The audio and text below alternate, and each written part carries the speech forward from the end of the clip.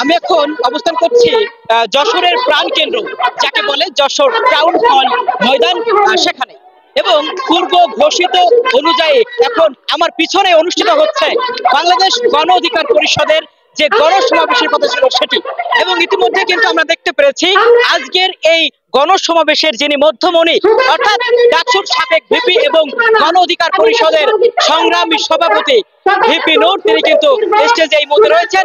এবং আজকের এই গণসমাবেশের মাধ্যমে, বক্তব্যের মাধ্যমে তিনি হয়তো দেশবাসীকে নতুন কোনো আশার আলো দেখাবেন এবং হয়তো নির্দেশনা দিবেন। কারণ আমরা জানি তিনি একজন বিপ্লবী এবং তিনি হয়তো আজকে এই যশোর টাউন হল ময়দানে দেশবাসীর উদ্দেশ্যে নতুন কোন নির্দেশনা পৌঁছে দিবেন। এবং আগামী যে নির্বাচন আসছে এবং সেই নির্বাচনের জন্য হয়তো তারা ভালো একটি রেজাল্ট এখান থেকে নিয়ে যেতে পারবেন, জনগণের মধ্যে হয়তো তাদের ভালো একটি বার্তা পৌঁছে দিতে পারবেন এবং আগামী নির্বাচনে তারা ভালো একটা অবস্থানে যাবেন। এবং সেই জন্যই মূলত আজকে তাদের এই গণসমাবেশ।